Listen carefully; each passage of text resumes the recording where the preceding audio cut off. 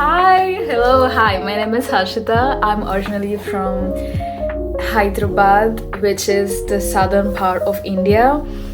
I currently live in Houston, Texas. I've wanted to do a YouTube video for a very long time now, and I feel like I'm finally ready. And I want to tell you guys a lot of stories, inspiring tips. No, I want to tell you guys a lot of inspiring stories and powerful tips. Yes, that's what I wrote in my script. So today I just wanted to talk a little bit about, since this is my first video, I want to talk a little bit about how to romanticize your life and how to see your life and imagine you as a main character. I've been working on myself, my inner work, my self-love journey for a good amount of time now. So I want to pass my wisdom to my dear girls and whoever is watching this video. Alright, let's get started. Okay, so I have prepared some notes over here. How to romanticize yourself as a main character, and I'm gonna give you some tips and open your mind. Okay, so guys, please have an open mind and watch this. I want you guys to pause the video for a little bit and think for a sec what comes in your mind when you think about a main character. Okay, so for me, when I think of the main character, I think that she is got a style, she has a lot of confidence, she's been in her self-love journey, doing a lot of inner work. And we'll talk about self-love journey and inner work later on in the coming videos. So I have made this into 7 simple steps. Gosh, I like the number 7. I don't know why 7 pops up everywhere in my life. So the first step is the most important one. Establish your identity. So how you gonna introduce yourself to the world? The way you walk, the way you talk, your style, your behavior, your dialogues, everything fall under this category. So how do you establish this identity? How do you know, yes, that's me, this is me, I like to be this, I like to be that? How do you decide that? Establishing identity requires to know yourself. You have to know yourself to understand what you like, what you do not like, what are your comfort levels, what can you tolerate, what can you not tolerate, what is your limits, what are your boundaries. You have to know yourself to establish an identity. If I had to talk with my younger self, I would love to give her this advice. For example, Harshita, you do not have to be afraid to show up how you want to show up for the world. Just because somebody else out there is not being themselves doesn't give you a permission not be yourself. Okay, so you have to remove these invisible blocks and masks to be yourself and show how you want to show for the world. Okay, so step number 2 for our main character to romanticize her life is set the goals, face the challenges. Whatever she desires, she has written set of goals in a piece of paper that she's constantly looking at and working for it. Now, once you establish your identity, once you introduce yourself to the world, you have to have a set of goals. Our main character always have goals, desires, challenges in front of her that she sees it and she works for it. Just imagine, like, without any goals and desires and challenges, how boring it would be to have a very normal life. Sure, I love our lives to be without problems or challenges, but only when I had a problem or a challenge, that's when I grew out of it, that's when I thrived there. Third step is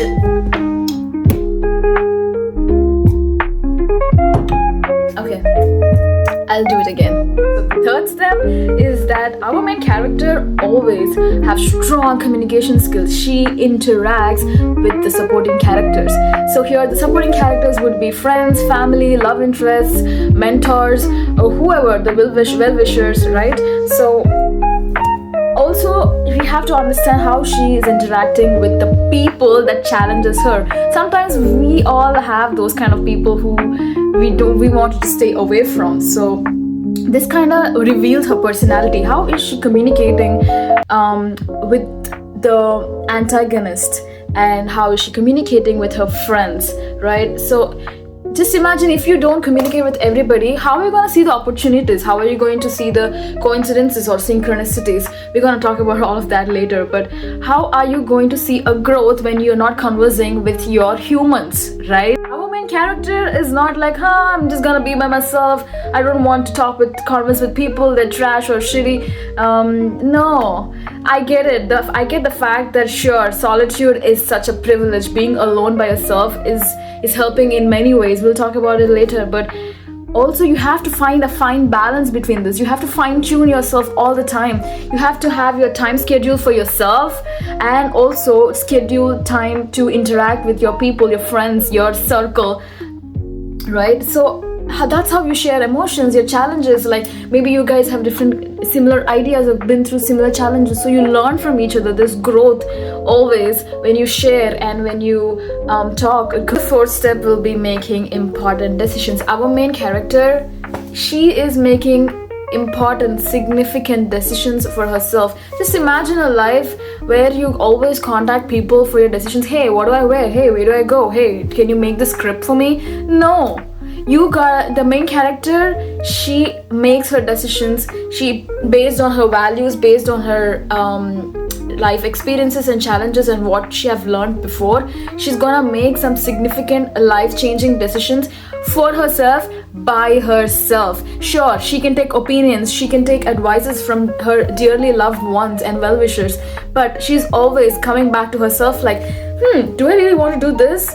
First, she's gonna ask herself, and she's gonna put herself on the pedestal than anybody. Are they gonna think something? Are these people gonna think something about me?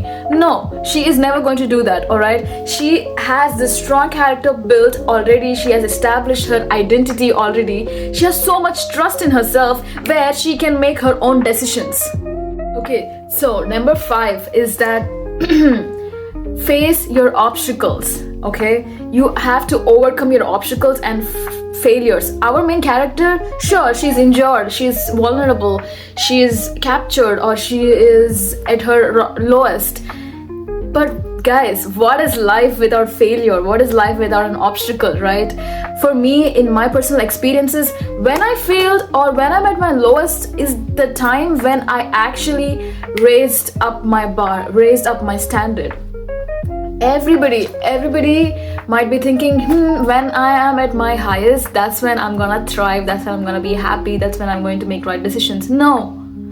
Your lowest point decides where you're gonna go next, because when you're at your lowest, you're in a clean slate. Like, you have lost everything. You failed, you have obstacles, you have roadblocks, and now everything, you have like a billion opportunities for you to figure out, now where do I go? It's all in your hands. So this phase is when our main characters is having this turning point where she is emotionally and philosophically changing her life for good, for more growth. You see what I mean? When you are at your lowest is when that's your turning point. Guys, you have to remember this. I get hungry so quickly. I don't know why. Right now, just by making this video, I got hungry. Alright, so now the 6th phase is that ever since you have established your character, you have been communicating with your people, and you have been making important decisions and overcoming your struggles, and now is the phase where you see the results. You're achieving your goals. Or the least that could happen is at least you will learn something out of your failures, right? Our main character is always fulfilled by the fact that either she wins what she desired for, or she will significantly learn the lesson, so she would not make or repeat the same mistake over again. In this phase, achievements may look like saving the day or winning in love, but on the contrary, for example, if you have failed, this will lead to greater self-awareness and redemption. Guys, which is a success too, which is an achievement, which is self-awareness is such a achievement. This brings us to the final step. It's called reflection. Our main character always reflects on what she has learned and what she has changed, right? And reflection can be done in the form of journaling or sitting simply by yourself with your thoughts and refocusing on where did I do the mistake, how can I implement this better, and how can I fine-tune myself every single time.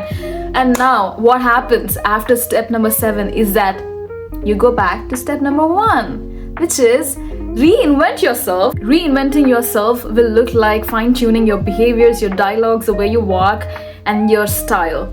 So you have to, whatever you have learned from your previous experiences and mistakes, you are going to fine-tune yourself and slowly navigate through the ultimate goal of your life. So what happens now? The sun rises again. You rise again. You have new set of challenges, you have new sets of goals, you have established a new sense of identity, and now your life is leveling up. At the same time, your challenges are also gonna increase. So this is just going to give you more power on yourself and more self-esteem that you can survive, and you can not just survive, you can thrive in any circumstances. If whatever life is throwing at you, girl, you're just thriving. Okay, alright, so that brings us to the end of this video. Thank you so much for sticking out till the end. I really appreciate your time and patience. This is my first ever YouTube channel. Just comment if there is anything that I can change. I'm trying my best, and I will see you guys whenever I see you.